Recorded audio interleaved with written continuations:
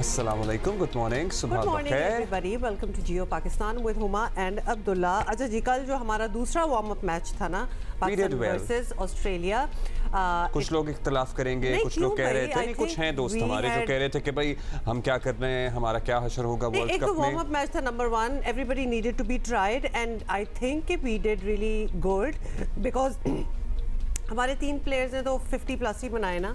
देखिए तो बाबर उस वक्त रिटायर हुए, बहुत से सवाल आ रहे हैं कि उस वक्त क्यों हुए, उससे पहले हो सकते थे भी। वो मैच बनाकर दे गए थे, मैच बनाना भी तो एक टास्क था। बॉल टू बॉल छोड़कर चले गए थे, उसके बाद नवाज ने 50 की है। यस, लेकिन प्रॉब्लम ये हुई थी क्योंकि वो 90 बना चुके थे ना, तो कहना था लोगों का कि अगर रिटायरमेंट ही अगर आपने लेनी थी फ्रॉम दैट मैच तो आप 50 पे निकल जाते, मतलब फिर अगर 90 कर ही लिए तो 100 तो बना ले। लेकिन मैच बना कर देना भी एक टास्क था ना, मैच बना कर देकर चले गए थे। अगर वो टिके रहते, ना रिटायर होते तो ये मैच हम सर्टेनली जीत जाते। खैर, इस पे हम तफसीली बात करेंगे।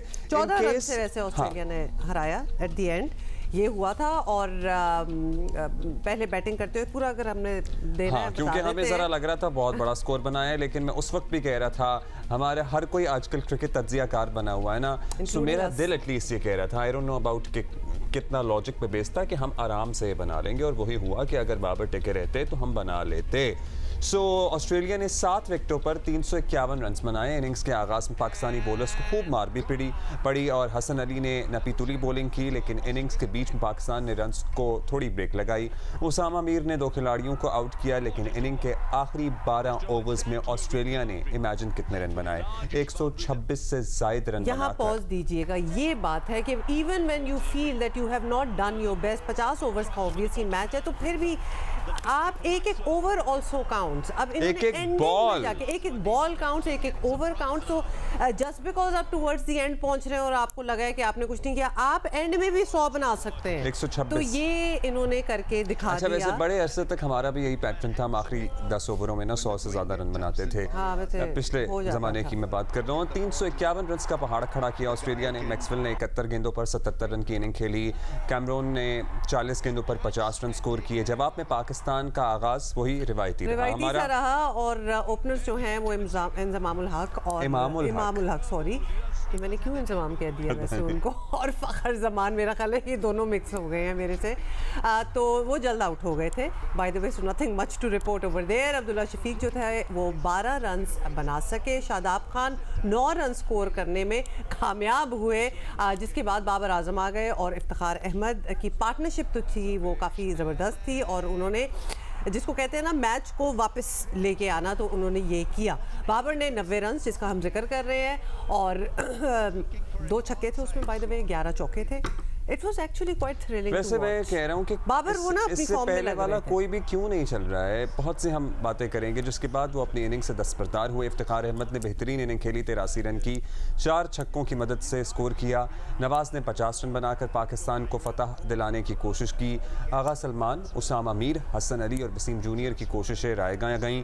वसीम जूनियर की कोशिशें वैसे हर जगह ही रायगा जा रही हैं। Shadab has not been able to perform as well. आपको वैसे ही शादाब पे थोड़ा सा नहीं, शादाब पोस्ट मैच उन्होंने एक बात की है, गुफ्तगू की है। एक्चुअली मुझे थोड़ी सी तप चढ़ी हुई है उस पे। पाकिस्तानी टीम 337 रन बनाकर 14 रन से मैच हार गई, और ऑस्ट्रेलिया की तरफ से बाबुशान ने 3 विकेटें हासिल की। मैच के नतीजे रखकर बात करें तो मुस्बत पहलू नजर आए हमें। इफ्तिखार ने 4थे नंबर पर आकर बेहतरीन इनिंग खेली, अपनी फॉर्म साबित की। इसके साथ हमारी बेंच स्ट्रेंथ भी चेक हो गई, लेकिन ओपनिंग कॉम्बिनेशन और बॉलिंग का मसला हमारा बहरहाल मौजूद है। इसका हल निकालना, अब वैसे क्या हल निकालेंगे हम, अब तो हाई कर सकते हैं। अब आपको पता है ना, वार्म अप का टाइम खत्म, और अब जो नेक्स्ट 6 अक्टूबर को हमारा मैच होगा, व्हिच इज ऑन फ्राइडे। तो फ्राइडे को going to be counted against Netherlands. तो लिहाजा सिक्कू हमारे साथ मौजूद हैं। सिक्कू, अस्सलाम वालेकुम। अच्छा भाई बताइए, ठीक है, हमने बाबर की तारीफ कर ली ज़बरदस्त, हमने इफ्तिखार की तारीफ कर ली ज़बरदस्त, हमने ये स्ट्रैटेजी भी अप्रिशिएट कर ली कि सबको आजमाया गया, लेकिन ये जो हमारी ओपनिंग से शुरू करते हैं, जो हमारी ओपनिंग जोड़ी है, इसका क्या करना है? यार ये बहुत बड़ा सवाल है, निशान है। देखें, मैं कल मैंने क्या बोला था कि हमारा जहाज इस वक्त लैंड कर गया है, ठीक है ना, हमने टेक ऑफ करना है। कल टेक ऑफ करने के लिए बहुत अच्छा मौका था, सबने धक्का लगा दिया था। बाबर एक्सक्यूज मी, मुझे समझ में नहीं आ रहा कि कल मैच फिनिश कर देता, एक कॉन्फिडेंस लेवल बढ़ना था ना। ये जो सारी चीजें बाबर कर रहे हैं, कल की है उन्होंने, अचानक आकर कल कर दी कि जी अब्दुल्ला शफीक को भी खिला दिया, फकर को भी खिला दिया, खुद नीचे आए। इफ्तिखार को आपको पता है, मैं हर प्रोग्राम में आपको कह रहा हूँ इफ्तिखार को ऊपर भेजो, उन्होंने इफ्तिखार को ऊपर भेजा। लगता है आपकी सुनी गई सिकंदर, पता नहीं मेरा प्रोग्राम सुन रहे हैं या मैं तो देखिए, मैंने कल क्या कहा था कि उनके इर्द गिर्द जो लोग हैं, जो उनकी मैनेजमेंट है, जो लड़की कोचिंग कर रहे हैं, जो उनसे अकल और बाबर के एक ही जगह आके ठहर गए, ये सारे काम पहले करने चाहिए। हम नीदरलैंड के खिलाफ सीरीज खेले, हम जिम्बाब्वे के खिलाफ सीरीज खेले, हम अफगानिस्तान के खिलाफ सीरीज खेले, हमने सब वक्त जाया कर। अब इम्तिहान सर पे हैं, खड़े हुए, तो आपने इतनी तब्दीलियां कर दी, ऊपर नीचे चले, वो भी सही है। कल मैच तो जीत जाते, एक कॉन्फिडेंस लेवल होता। कोई बात नहीं कि उनके स्मिथ बॉल करा रहा था, वार्नर करा रहा था, मिचेल्स करा रहा था, जो कि नहीं कराते, सब बॉलें करा रहे थे, कोई बात नहीं। आप जीत तो जाते, एक टेक ऑफ करने के लिए एक झटका तो लग जाता, इंजन तो स्टार्ट हो जाता। मैंने आज तो कल क्या कहा हुआ है, इंडिया का मैच हम जीत गए तो हम ऑन टॉप होंगे। इंडिया का मैच जीतना हमारे लिए बहुत जरूरी है। अब आपका सवाल है चेंज ओपनिंग जोड़ी सिकंदर, क्योंकि बहुत से जो क्रिकेट फैंस हैं, ये एक बहुत बड़ा सवालिया निशान बन गया। समझ में नहीं आ रहा कि कौन ओपन करे। मैं I think I will go for Fakhar. Imam के साथ फखर को भेजें, इमाम को बिठाएं तो फखर और अब्दुल्ला। फखर का यार एक चांस, और रिजवान 1 डाउन आए और फिर बाबर में भी 2 डाउन आए। नहीं, रिजवान अपने वो 4 नंबर पे कंफर्टेबल फील करता है तो उसको खेल लेते ना 4 पे। जब वो कहता है कि मैं 4 पे खेलना चाहता हूँ, देखिए जो प्लेयर होता है ना, उसको आप उसको चॉइस जरूर दिया करें। अगर वो कह रहे हैं कि यार मैं 4 पे भेजो, मैं 4 पे अच्छा खेलता हूँ, लेट हिम प्ले, कोई बात नहीं। बाबर अपनी जगह पे खेले, पूरी इनिंग खेले जिस तरह कल खेला, और कोशिश करे फिनिशिंग कर ले 5 के ऊपर। अब मुझे ये नहीं पता साउथ शकील को कल क्यों नहीं खिलाया, इतना अच्छा खेला वो पिछला मैच। अब पता नहीं है कि वो उसको उन्होंने रख लिया कि इट्स अ सीक्रेट वेपन, अगर वो खेलता है तो वो 5 जाएगा, 6 के बाद हो सकता है सिकंदर, हो सकता है उसको इसलिए नहीं खिलाया क्योंकि उसको ट्राई कर चुके हैं, जा चुका है, तो उसकी काबिलियत है। अब हुमा, हम तो अफगानिस्तान से उसको ट्राई करते हुए आए, उसने तो एक इनिंग खेली है, उसको ट्राई कर लिया। Having said that, अब मतलब ये जस्ट स्पेक्यूलेटिंग कि बाबर की डिसीजन मेकिंग क्या हो सकती है। बाबर का अपना भी 90 पे रिटायर हो जाना, because may be he wanted to try the lower middle order जो है। अब वसीम जूनियर को भी लाए हैं तो लिहाजा उसको भी ट्राई करके देख ले। वो कुछ भी नहीं कर रहे ना बॉलिंग में ना बैटिंग में। नहीं देखो, बेचारा वसीम का तो वाकई मुझे डिसअपॉइंटमेंट हो रही है। I feel sorry for him कि वो बहुत बुरी बॉलिंग भी कर रहा है और बैटिंग में obviously supposed to be allrounder, कुछ नहीं किया। मुझे कल 2 चीजों पे शक है। हो सकता है कि रिजवान कल जो है वो कभी अपनी जगह नहीं छोड़ते, चाहे कुछ हो जाए। वो जरूर उनको कोई निगल होगा, अगर ऐसी चीज थी तो उन्होंने बहुत अच्छा किया, रेस्ट लिया ताकि अच्छे इंपॉर्टेंट मैच शुरू हो जाए। और हो सकता है कि बाबर को भी कोई ऐसा निगल हुआ तो उसने सोचा कि मैं अपने आप को निकाल लूं, अभी बेहतर है कि कोई इंजरी ना हो जाए। अगर ये चीज की है तो मैं उसको फुल मार्क्स दे रहा हूँ, मगर अगर ये चीज नहीं थी तो उसने गलती की है। हम जीत जाते तो एक देखे ना, आपके जितने दोस्त क्या कह रहे हैं कि हम मतलब क्या होगा क्रिकेट टीम का, और अगर कल हम जीत जाते कितना अच्छा रिएक्शन होता, लोगों की मिजाज सोच बदल जाती, मिजाज बदल जाता, एक कॉन्फिडेंस लेवल हम सबका बढ़ जाता, हम जो फैंस हैं। तो मेरे ख्याल से मुझे समझ में नहीं आया कल, बहुत सी ऐसी चीजें उन्होंने की हैं जो मेरे समझ से बाहर है। और अब देखते हैं कि जब ये टीम सिकंदर शायद yes you are right, confidence level में भी बहुत फर्क पड़ता। इंडिया में पहला एक मैच जो है, बेशक बी एट वार्म अप तो हम जीत जाते हैं, अच्छी बात होती, but the whole idea of a warm up match is to try out everybody and may be knowing कि ये आखिरी है, इसके बाद तो you know it's the D day, तो शायद यही थिंकिंग थी। आप एक तरीके से आप सही कह रहे हो, मगर हुमा पहले से शुरू करते हैं ना ट्राई आउट, तो अभी तो आकर इम्तिहान का वक्त है। मेरे हिसाब से ये आखिरी मैच था वर्ल्ड कप से पहले, तो आपको पूरी अपनी एक्चुअल टीम खिलानी चाहिए, ताकि उसके अंदर आप बैटिंग ऑर्डर को रीशफल कर देते, ऊपर नीचे करते, मगर एक्चुअल टीम खिलानी चाहिए थी। इसमें ज्यादा एक्सपेरिमेंट्स नहीं होने चाहिए थे, सारे पहले होने चाहिए था। खैर वो बात गुजर गई, मगर कल का अभी आप अब्दुल्ला कह रहे थे ना कि उनके कुछ दोस्त कह रहे थे कि जी हमारा तो कॉन्फिडेंस खराब हो गया, वो थोड़ी नेगेटिव, हमारी सोच नेगेटिव की तरफ चले गई है। मैं वहां से निकला था, जिम से मैच चल रहा था, मैं देख रहा था, जिम से जब मैं बाहर निकला हर शख्स कह रहा था अब क्या होगा, अब क्या होगा, हर मैच हार रहे हैं। तो मतलब हर एक के सवाल जहन में सवाल था, अगर हम जीत जाते तो वो सब पॉजिटिव में कन्वर्ट हो जाता। शादाब को बहुत बहुत सालगिरह मुबारक। लेकिन शादाब को उन्होंने ट्वीट की हुई थी भाई उनकी सालगिरह है, ये बता दीजिए कि उनसे भी कुछ बन नहीं पा रहा है। नहीं actually okay Sikandar let us से इट कि अब्दुल्ला को जिस बात पे जरा थोड़ी सी तब अच्छा मुझे एक और बात पे तब चढ़ी हुई है। पोस्ट मैच जब आके बातें कर रहे थे मे बी ही वाज जोकिंग और व्हाटएवर बट ही मेंशन्ड कि हम तो रोज बिरयानी खा रहे हैं, हम तो रोज बिरयानी खा रहे हैं और शायद हमें इसीलिए स्लो कर रही है ये सारी बिरयानी। अब अगर जीत के बाद अगर ये स्टेटमेंट होती तो उसका हम कुछ और मतलब लेते। मैं तब भी ये मतलब न लेता। These are professional cricketers who are paid millions to do this duty and play cricket. Biryani इन पे हराम होनी चाहिए। मतलब इतने नॉनशलांट किस्म का स्टेटमेंट नहीं देना चाहिए था even in passing and in a joke. मतलब लोगों को देखिए और दीगर एथलीट्स उन्होंने बिरयानी गुलाब जामुन खाए हुए सालों गुजर गए उन्हें। हमारे वाइस कप्तान खड़े होके पूरी दुनिया के सामने कह रहे हैं हम रोज बिरयानी खा रहे हैं। कमाल नहीं है वैसे? ये तो हम नहीं कहते, ये हमें स्ट्रेस शुरू हो जाता है हफ्ते में 2 दफा बिरयानी हो जाए तो। आप जेलस हो गए कि वो बिरयानी वहाँ हैदराबादी बिरयानी खा रहा है, आप नहीं खाते हैं। नहीं Siku, I don't want to have a Hyderabadi biryani every day. Nobody should have Hyderabadi biryani every day. देखिए my mother is from Madras, हमारे यहाँ इतनी जबरदस्त बिरयानी बनती है। मैं चैलेंज करता हूँ कि उनसे अच्छी मैं बना आप खिलवा दूंगा। मेरा चैलेंज है ये इन लड़कों को। मगर ये उसने मजाकन कहा होगा, मजाकन। It was just a joke. मेरे ख्याल से कोई लड़का रोजाना बिरयानी नहीं खा सकता। अगर वो खा रहे तो वाकई आपने सही कहा, ये बिल्कुल हराम होनी चाहिए और उसके बाद कोड़े पड़ने चाहिए अगर वो रोजाना खा रहे हैं तो। मतलब प्रॉब्लम ये है सिकंदर, हम जिस मुल्क में खड़े हुए इस वक्त इंडिया की हम बात कर रहे हैं, वहाँ मैच खेला जा रहा है, वहाँ का डिसिप्लिन जो कि काफ़ी लेजेंडरी डिसिप्लिन हो चुका है। The way their players you know उनकी डाइट, उनकी exercise, this is a whole deal going on around that. और हमें पता है हम काफ़ी लैक्स हैं, हमारी डाइट भी ज़रा ऑफ है, हमारी फिटनेस के बड़े इश्यूज हमेशा रहते हैं। तो इसलिए वो जोक जो था, even if it was a joke, it was not in good taste may be. Biryani का टेस्ट तो अच्छा होगा। अच्छा coming back to other warm up matches Sikandar, तो इंडिया का तो कोई भी नहीं हो पाया बिकॉज वो तो सब कुछ ही वॉश्ड बाय रेन हो गया।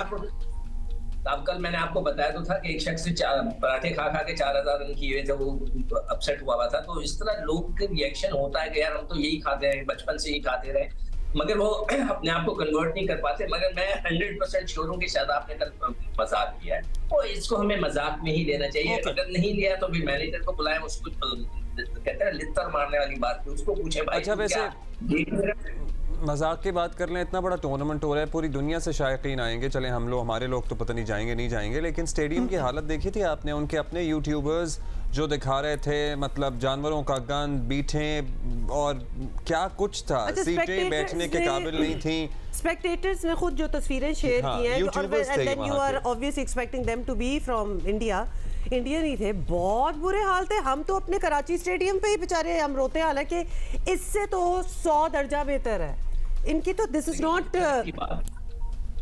ये भारत गुप्ता ने भी ट्वीट किया और हैरत और अफसोस का इजहार किया। सिकू नहीं, भारत के लिए बहुत शर्म की बात है। देखें उनके पास इतना पैसा है, वो इतना, और ये जो ये वर्ल्ड कप हो रहा है, ये जो आईसीसी के जो पैसों का डिस्ट्रीब्यूशन होगा, 38% वो लेके जाएंगे, 38% ऑफ द किटी, और हमें कितना मिलेगा? 5%, और दूसरों को 5, 6, 4, 3, और वो 38% लेके जाएंगे। इतना पैसा लेने के बावजूद उनकी स्टेडियम की ये हालत है। उन्हें शर्म करनी चाहिए।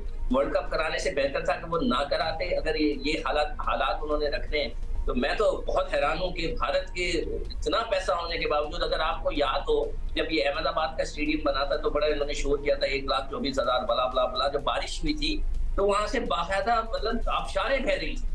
इतना बुरा हाल था। शुक्र, अब दुआ करें कि पाकिस्तान और भारत के मैच में बारिश ना हो जाए। तो आप स्टेडियम का हाल देखेंगे ना, उसका जो उनकी क्लिप्स हमने देखी थी, मैं तो हैरान था कि अरबों रुपए का स्टेडियम बना है, उसमें ऐसी लीकेज और ऐसा फ्लड्स बह रहे थे कि जैसे कोई मतलब है कि कोई प्रॉपर ड्रेनेज का कोई निजाम नहीं है। हाँ बिल्कुल, भाई फेरू के अंदर कोई स्टेडियम हो, वहां पर भी शायद इस तरह पानी ना बहे। अच्छा quickly coming back to the cricket, ये बताइएगा कि पिच के बिहेवियर पे आपकी क्या राय है? बहुत से लोगों की राय है कि भाई, हाँ बता दें, स्पिन नहीं हो रहा, बॉल सीम नहीं हो रहा, कुछ भी नहीं हो रहा। तो देखिए मैंने कहा था ना, भारत और इंडिया की जो ऑस्ट्रेलिया और इंडिया की जो सीरीज हुई थी उसके अंदर इंडिया ने 399 रन स्कोर किया था और ऑस्ट्रेलिया ने 350 रन चेस कर दिए। तो पिचेस हमको इसी तरह मिलेंगी, बैटिंग ट्रैक है, तो जहनी तौर पे सब तैयार हो जाएं, बॉलर्स तैयार हो जाएं कि उनकी पिटाई होगी, उन्होंने कौन सी लाइन पे गेंद करनी है। अभी से अपना फोकस फिक्स कर लें। और ओपनर्स, अभी तो आप जिक्र कर रही थी, बिल्कुल आप सही कह रहे हैं, ओपनर्स को शुरू से ही एग्रेसिव थोड़ा सा मोड में होना चाहिए ताकि वो रन्स तो बनाए। अगर आपने बिल्डअप करके नहीं दिया, एक अच्छा स्टार्ट करके नहीं दिया, तो नीचे वालों पे प्रेशर आ जाएगा। तो 300-350 का तो जहन में आप टारगेट रखें, जो पिचेस चल रही हैं उसमें 350 normal now, 350 is the new norm, is the new 250 now. हां दैट्स ट्रू, मतलब obviously we are talking about 50 overs here. अच्छा सिकंदर, हमने देखा है इन द पास्ट, अब मैं ये ऑब्वियसली जिंक्स नहीं कर रही, लेकिन एक खतरा तो एक होता है कि कुछ ना कुछ हम कर देते हैं। पाकिस्तान टीम जो कि पूरी टीम जो है वो पॉइंट्स टेबल पे अगर देखा जाए तो कोलैप्स कर जाती है। तो इस बार टॉप 4 परफॉर्मिंग टीम्स जो होंगी वो टॉप 4 में जाएंगी। हमारा क्या चांस आपको ऑलरेडी लग रहा है, looking at what we have done in the 2 warm ups? ये जो कैलकुलेशन इस दफा बनेगी ना, हमें शुरू से ख्याल रखना पड़ेगा। हाँ। बहुत अच्छा पॉइंट आपने उठाया कि हमने जो मैच जीतने भी है ना छोटी टीमों वगैरह से, वो अगर अच्छे मार्जिन से जीतेंगे तो रन रेट हमारा बेहतर नजर आएगा। टीमें इस दफा सारी तगड़ी है, सामने टकराएंगी। और आपकी बिल्कुल ये बात सही है, हर लड़के को टीम मीटिंग में जिक्र होना चाहिए कि हमें ज्यादा से ज्यादा 350 रन करने चाहिए और अच्छे मार्जिन से मैच जीतना चाहिए, तो हम एक रन रेट अच्छा लेकर आएंगे बड़ी टीमों से मुकाबला करने के लिए। तो ये जो हल्के मैचेस हैं और उनको हमें ज्यादा फोकस करके उसमें बहुत अच्छी तरह जीतनी है। और इंडिया का मैच मैं आपसे कह रहा हूँ ना सर, ये टीम टेक ऑफ कर जाएगी अगर इंडिया को हमने पकड़ लिया। एक मैच में इंडिया को हराया तो हमारा जो कॉन्फिडेंस लेवल है वो ऐसा जाएगा, इंशाल्लाह वो मैच हमारा है सिकू। मुझे कॉन्फिडेंस है कि भी कर लेंगे ये, जरा फोकस करें अपने आप। मेरा ख्याल है कि पूरा फोकस ही इधर है और एक दफा ये हो जाए तो फिर फोकस डिस्ट्रीब्यूट हो सकता है इर्द गिर्द as well, because the team also knows that it really matters to us. हां, बिरयानी का उनको खिला देंगे, कराची में खिला। अब सिकंदर के घर बिरयानी खानी पड़ेगी बिकॉज़ उन्होंने इंटाइस कर दिया। शादाब को भी बुला लेंगे क्योंकि शादाब लगता है मिस कर रहे हैं मद्रासी बिरयानी। तो I don't know. Shadab would know. Shadab is the new biryani expert in town now. वो तो हैदराबादी होती है, कच्चे गोश्त की बिरयानी तो हैदराबादी होती है ना। अच्छा जी, ये हो गया माहिरा खान ने अपनी शादी की वीडियो खुद रिलीज की और क्या इमोशनल वीडियो थी। जिसने देखा उसकी आंखें, बहुत से लोग की आंखें नम हो गई, बिकॉज उनके साहबजादे भी उसमें नज़र आ रहे थे। इनके बेटे ऑन द राइट जो आप देख रहे हैं स्क्रीन पे, उनके भाई हैं, अपने बेटे और भाई के साथ आ रही हैं। उनके दूल्हा उनका इंतजार कर रहे हैं, जिसको उन्होंने कहा कि मेरा शहजादा, सो उनका नाम सलीम है, तो शहजादा सलीम तो आपको पता ही है। So that was cute. अच्छी स्पीचेस वगैरह भी हुई, बड़ी प्यारी video. And the son has grown up. Mahira के बेटे जो हैं माशाल्लाह जवान बच्चा है, और the way he was holding his mother's hand and walking her down the वो खुशी के आंसू जो उसकी माँ को देख के उसकी आंखों में वाजे थे। when Mahira is walking down the aisle और फिर आते हैं शहजादा सलीम उन्हें रिसीव करने के लिए। उसके बाद उनकी अम्मी भी रो रही हैं, उनके बेटे भी रो रहे हैं। Everybody is so emotional, touched by the moment. वो खुद भी रो रही हैं, सो सिर्फ दूल्हा नहीं रो रहा, दुल्हन भी। लुक एट दैट, मतलब अब जरा ज्यादा ऑब्वियस हुई है क्योंकि ऑब्वियसली डिटेल्ड वीडियो थोड़ी सी आई है। एंड ये देखें, लुक एट दिस। ये तो माहिरा की अपनी मॉम लग रही है। अपनी मॉम यानी कि और बेटे बच्चे दोनों साथ थे, नानी जो है। अच्छा, फिर माहिरा ने अपनी सोलो फोटोज जो हैं वो भी शेयर की अपने सोशल्स पे, और she was looking absolutely stunning. What else can you expect from her? She looked like a radiant happy bride. Setting was just amazing. I love this setting, by the way. For people who have not been to Bourbon, हालांकि हो नहीं सकता, लेकिन चले अगर पाकिस्तान से बाहर बैठे अगर आप देख रहे हैं और अगर आपने ये स्पॉट मिस कर दिया है ना, तो बहुत बड़ी चीज़ मिस की है, because it is breathtaking. यहाँ से ये लोकेशन है, इसके व्यूज़ हैं, और Mahira and the groom's entire families were there. And you know by Pakistani standards it's a very small wedding. मतलब बिल्कुल पता चल जाता है कि ये इंटीमेट एक उनकी सेटिंग है जिसमें वेरी क्लोज 150-200 मैक्सिमम। और हमारे तो खानदान भी इतने बड़े बड़े हो जाते हैं कि खानदान में भी लगता है कि इन्होंने बड़े सिलेक्ट लोगों को बुलाया हुआ है। और अभी आई गेस वो मालदीव्स में मौजूद हैं, छुट्टियां गुजार रही हैं, और ऐसी भी तस्वीर मैंने कहीं देखी थी। हाँ देखी थी, I've seen it, मैं I will show you। और and we love the dress as well. अच्छा, बहुत से लोगों का कमेंट सोशल मीडिया पे तो आपको पता है ना कि everybody has their 2 cents। तो ये बड़ी इंडियन वेडिंग लग रही है, and the clothes and this। What is so Indian भाई about अब it? दुनिया ग्लोबल हो चुकी है, अब नो इंडियन नो पाकिस्तानी, हर चीज़ जो जिसको पसंद आ रहा है वो करेंगे। I think recent बॉलीवुड से आप थोड़ा सा रिजेम्बलेंस ढूंढ सकते हैं, but What is Indian about this wedding? There's nothing Indian about this wedding, I guess. Anyway, बहुत सी बातें करनी है. ये हो गए स्पोर्ट्स, ये होगी एंटरटेनमेंट. इसके बाद हम कुछ और बातें करेंगे. पहले ब्रेक ले लें छोटी सी.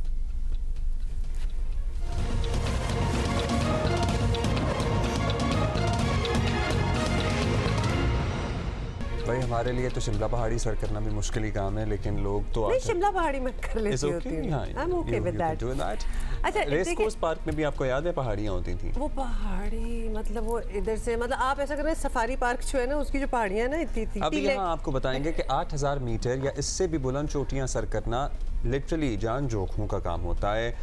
कोपेमा हर साल ये चोटियाँ सर करने की कोशिश करते हैं, कुछ जान से भी जाते हैं, लेकिन एक पाकिस्तानी जोड़ा एज इन कपल है, मियाँ बीवी हैं, इन्होंने नेपाल में वाक़ दुनिया की 8वीं बुलंद तरीन चोटी मनासुलू सर करके सबको हैरत में डाल दिया है. नाम है इनका बिल्कुल अहमद अजीज उज़ैर. बिल्कुल एग्जैक्टली उज़ैर. और अनम अहमद की ये पहली मुहिम जुई नहीं थी. बाय द वे बता दें कि ये जो जोड़ा है वो माजी में 6000 से मीटर से बुलंद जो चोटियां हैं जिनका नाम है मंगलिक सर और उज़ैर का नाम उज़ैर है. Ahmed is the family name probably, लेकिन इट्स अनम उज़ैर एंड अहमद उज़ैर. अच्छा आई मिला देते हैं. मेरा ख्याल है कि सारी कंफ्यूजन ही हम इधर उधर कर देते हैं. मिस्टर एंड मिसेस उज़ैर से हमारे साथ हैं जॉइनिंग अस. क्या हाल है आप लोगों का? और हमने देखा है ऑब्वियसली जोड़ियां वही अच्छी आगे तक चलती हैं जिनकी कॉमन इंटरेस्ट हो. प्लीज दिखा दें उनको ताकि हम जरा उनके बारे में हम बात कर रहे हैं तो उनको होना चाहिए. There you are Anam and Uzair, thank you for joining us. तो हम बात ये कर रहे थे कि बड़ा अच्छा होता है कॉमन इंटरेस्ट होना चाहिए कपल्स में, लेकिन आप लोगों का जो कॉमन इंटरेस्ट है वो काफ़ी अनकॉमन है. तो क्या ये this is what brought you together कि आप दोनों को शौक है या ये शादी के बाद शौक बना? इसकी स्टोरी ये है कि जब हमारी शादी हुई तो उसके इमीडिएट बाद हम डिसाइड कर रहे थे कि हनीमून पे कहाँ पे जाएं. तो we wanted to do something different, और हुआ ये कि हमने फिर नांगा पर्वत के बेस कैंप जाने का प्लान बनाया. तो that was the start for of our journey. और उसके बाद फिर बस डिफरेंट ट्रैक्स करना शुरू किए. छोटे छोटे ट्रैक्स करते थे, वीकेंड पे चले जाते थे 2-3 दिनों के लिए. दोनों में से किसी को तो इंटरेस्ट होगा या फिर दोनों ने पहली बार वो नांगा पर्वत का बेस कैंप पहली बार ही किया था? और दोनों ने कहा हमें तो बहुत मजा आया. कोई एक तो ऐसा होगा कि भाई मैं नहीं कर सकता या कर सकती. जी अनम. आई थिंक वो हम दोनों ने इकट्ठा डिस्कवर किया कि हमारा ये कॉमन इंटरेस्ट है और हमें ये करना चाहिए. और कभी ऐसा हुआ भी कि मैं नहीं कर सकता या मैं नहीं कर सकती, तो फिर हमने एक दूसरे को पुश किया कि नहीं कर सकते हैं, हम करेंगे. वंडरफुल. अच्छा, अब माशाल्लाह आप लोग रेगुलरली जा रहे हैं. इससे पहले भी मंगलिक सर चोटी सर कर चुके हैं, एक और चोटी है वो सर कर चुके हैं. तो ये हर साल एक चोटी डिसाइड करते हैं कि हाँ भाई कामकाज से छुट्टी लेनी है, बच्चों को ठिकाने लगाना है नानी दादी के घर, और फिर एक चोटी सर करनी है, या कुछ प्रोफेशनली ये सिलसिला शुरू किया हुआ है आप दोनों ने? नहीं, प्रोफेशनली तो बिल्कुल भी नहीं. हम शौक है. मैं एक बैरिस्टर हूँ, ये फोरेंसिक साइंटिस्ट हैं. तो हम प्रोफेशनली तो हम अपने कामों में बिजी हैं. बट ये समर आता है तो दिल करता है कुछ वेकेशन करने का. बच्चों के साथ भी करते हैं.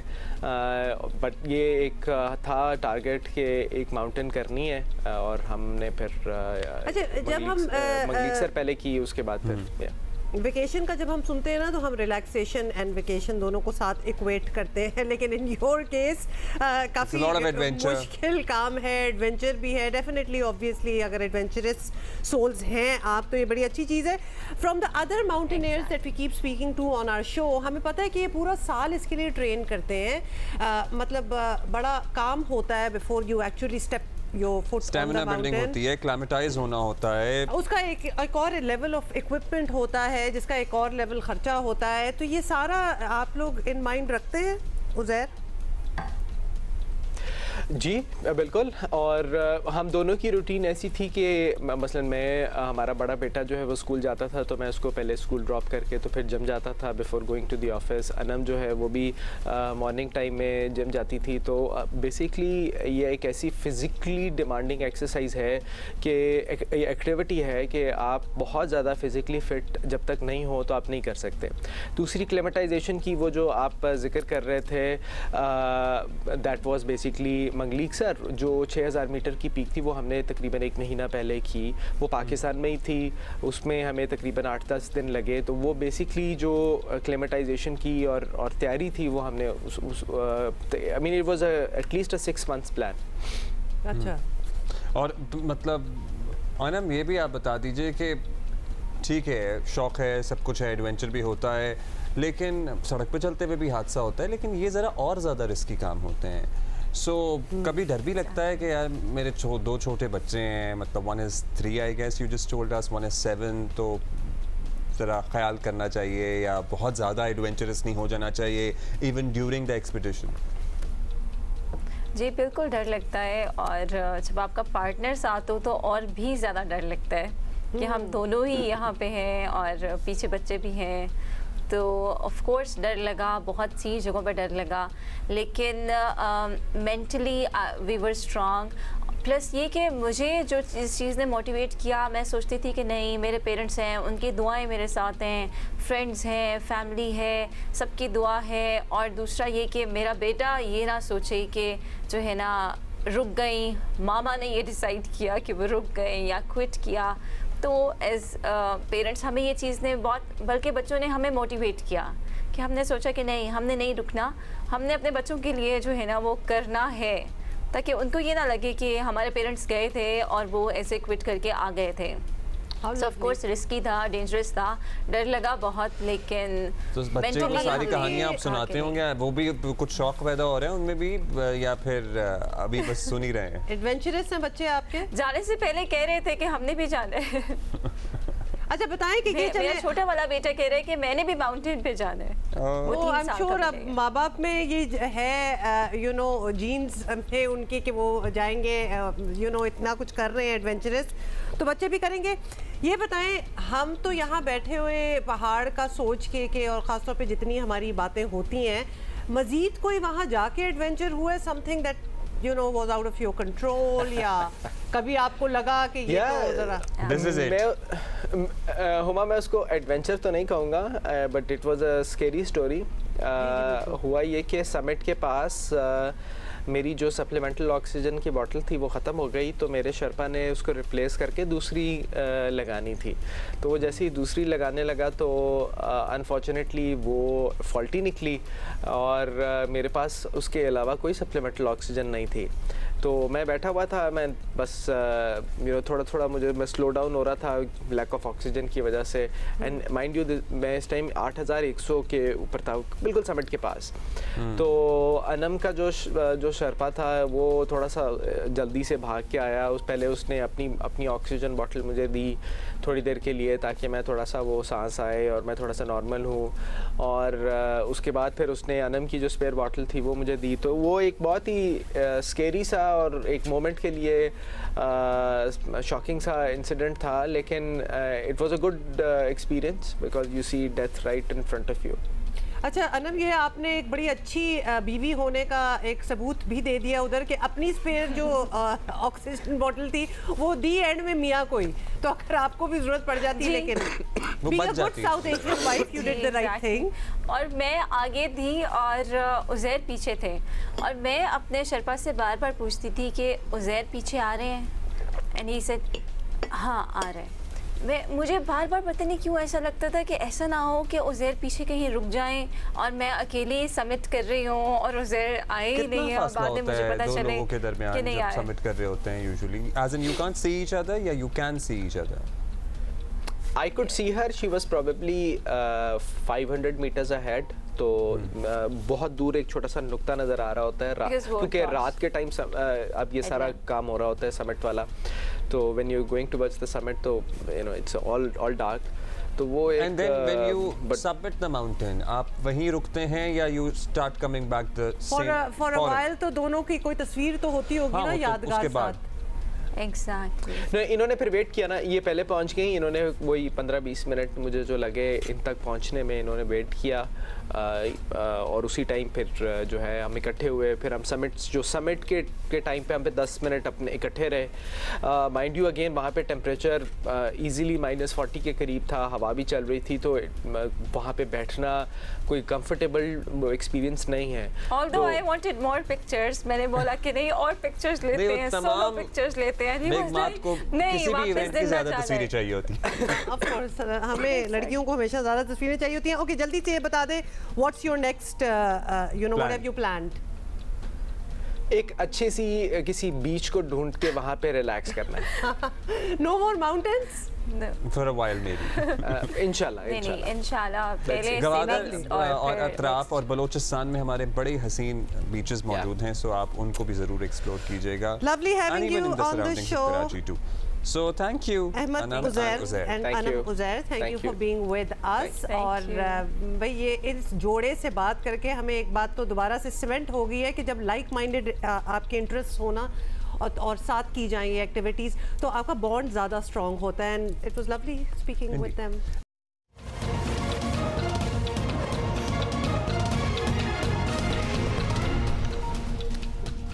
वेलकम बैक जी। अच्छा, अब ये जो शाहिद खाकान और नवाज शरीफ की मीटिंग थी, it was a farewell meeting?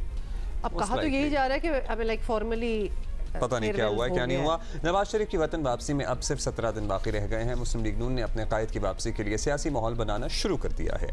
Noon league की चीफ ऑर्गेनाइजर मरीम नवाज खुद जलसों को लीड कर रही हैं। एक आम तासुर यह है कि शाहदरा में नून लीग की रैली में वोट को इज्जत दो बयानिए के दौरान होने वाली रैलियों जैसा रंग शायद नजर नहीं आया। मरीम नवाज ने रैली के शुरका को यकीन दिलाया कि मियाँ साहब के वापस आते ही सब बदल जाएगा। मुस्लिम लीग नून को उम्मीद है कि टर्निंग पॉइंट साबित होगी मियाँ साहब की वापसी। लेट्स सी क्या होता है। टाइमलाइन भी जो दिया जा रहा है उस पर भी बड़े एतराज़ात जो हैं वो आ रहे हैं। जैसे मौलाना फजल रहमान का कहना है कि जनवरी का एंड जो कहा जा रहा है वो बहुत सर्दी हो जाती है और बहुत से इलाके जो हैं बिल्कुल बर्फबारी हो जाती है, तो हर किसी का कोई ना कोई एतराज़ है। अच्छा, इस एतराज़ पे बिलावल भुट्टो कह रहे हैं कि ये तो भाई प्री पोल रिगिंग है। कभी कोई ठंड की बात कर रहा है, कभी कोई कह रहा है कि इलेक्शन ताख़ीर से होंगे, हल्का बंदियों का बहाना बनाकर।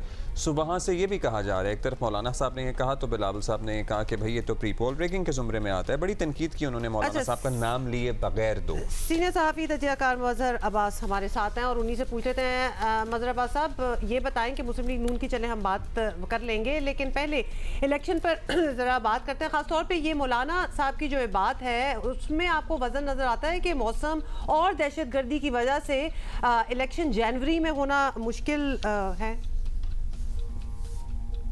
नहीं, मेरा नहीं ख्याल कि बहुत ज़्यादा, बल्कि मौलाना साहब को तो ये बात करनी चाहिए थी कि इंतखाब ही मईशत को बेहतर बना सकती है, क्योंकि इंतखाब के बाद एक मुंतखब हुकूमत आएगी, उसको 5 साल का मैंडेट होगा।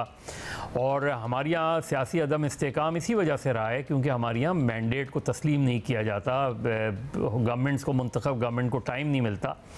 माशी इस्तेकाम जुड़ा हुआ है सियासी इस्तेकाम के। तो मेरा ख्याल है कि मौलाना फजल रहमान ने मुझे तो 1977 के मार्शल्लाह की याद दिला दी, जब इंतखाबात हो रहे थे तो नारा लगा था पहले एहतसाब फिर इंतखाब।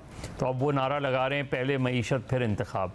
तो मुझे नहीं लगता, क्योंकि दहशतगर्दी और मौसम का ताल्लुक जो है, तो 2007 में भी इलेक्शन जो हैं वो जब अगर होते, बेनज़ीर भुट्टो साहिबा की शहादत हो गई तो सर्दियों में ही होते। और इसी तरीके से ये जो सूरत हाल अब बन रही है, जनवरी में ज़ाहिर है कुछ इलाक़ों में तो यकीनन सर्दी होती है, उन इलाक़ों में बाद में इलेक्शन हो सकते हैं अगर ऐसा होता है। लेकिन इसको जवाब बना के इलेक्शन मुलतवी करवाना की तरफ जाना, मेरा ख्याल है मौलाना फजल रहमान अपनी सियासी कमज़ोरी दिखा रहे हैं और अपनी सियासी नाकामी का एतराफ़ कर रहे हैं। ऑलराइट, आप कह रहे हैं कि वो अपनी सियासी नाकामी का एतराफ़ कर रहे हैं। वैसे जनवरी में बहुत सारे इलाके इनएक्सेसिबल होते हैं, फरवरी में मौसम बेहतर हो जाता है फिर, व्हिच इज़ ट्रू, बट पूरी दुनिया में सर्दियों में भी चीज़ें। अच्छा जी, अब ये बताइएगा मज़हर साहब कि मुस्लिम लीग नून तो भाई ये हमें लग रहा है जब समझती है कि अब जब भी इलेक्शन होंगे जीतेंगे वो ही, तो क्या मियाँ साहब की वापसी इतना बड़ा टर्निंग पॉइंट साबित होगा? क्योंकि उन्हें बदस्तूर पीटीआई की मकबूलियत का सामना भी करना पड़ेगा। मियाँ साहब का वापस आना काफ़ी है मुस्लिम लीग नून के इलेक्शन जीतने के लिए? Should they B this confident? मेरा ख्याल है मुस्लिम लीग नून और ख़ास तौर पे मियाँ नवाज़ शरीफ के सामने बहुत बड़ा चैलेंज है, क्योंकि वो 3-3.5 साल बाद वापस आ रहे हैं। इस दौरान पिछले 16 महीने में जब वो यहाँ से गए थे उस वक्त इमरान खान साहब की हुकूमत थी, लेकिन मुस्लिम लीग नून एक बड़ी मजबूत पोजीशन में थी। 16 महीने उनकी हुकूमत रही, उनके भाई वज़ीर आज़म रहे। उन 16 महीने का जो बोझ है वो मुस्लिम लीग नून को उठाना बहुत मुश्किल लग रहा है, बहुत गिरा गुजर रहा है। इसलिए वो चाहते हैं कि PTI भी मैदान में उस तरीके से ना हो, इमरान खान तो बिल्कुल भी ना हो, क्योंकि उनको अंदाज़ा है कि अगर ऐसा होता है तो अगर और वाकई ही लेवल प्लेइंग फील्ड सारी जमातों को मिलती है तो उनके लिए कितना बड़ा। मेरा ख्याल है मियाँ साहब ने आने में बहुत ताख़ीर की।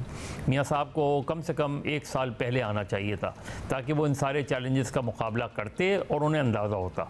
इस वक्त मियाँ साहब का आना मुझे लगता है कि उन्होंने बहुत ताख़ीर कर दी है। वो अलग बात है कि अगर PTI भी मैदान में नहीं हुई, बल्ले का निशान भी नहीं हुआ, इमरान खान भी नहीं हुए, तो फिर उनको ज़ाहिर है मुस्लिम लीग नून को पंजाब में, वरना मुस्लिम लीग नून को, और अभी सर्वे देख लें, हालिया गैलप का सर्वे देख लें, इस तमाम उस सूरत हाल के बावजूद, और जून या जुलाई में ये सर्वे किया गया था, उस वक्त भी और आज भी अगर सर्वे कर लें गैलप वाले तो उन्हें अंदाज़ा हो जाएगा। तो मेरा ख्याल है मुस्लिम लीग नून एक मुश्किल सूरत हाल में, मियाँ साहब के लिए बहुत ज़्यादा बड़ा चैलेंज है। जब वो यहाँ से गए थे तो इतना बड़ा चैलेंज नहीं था। बहुत शुक्रिया आपका नज़र अब्बास साहब। अभी खबर है हमारे पास ताज़ा तरीन, कराची से इंटरबैंक में डॉलर 1 रुपया 7 पैसे कम होकर 284 रुपीज़ एंड 65 पैसे पर आ गया है। सो विच इज़ ग्रेट। हम इंतज़ार कर रहे हैं 200 का, नहीं 250 तक आएगा मेरा ख्याल है, hopefully. Let's see. Alright, break ले रहे हैं और थोड़ी देर पे वापस आएंगे विद द सेकंड हाफ में।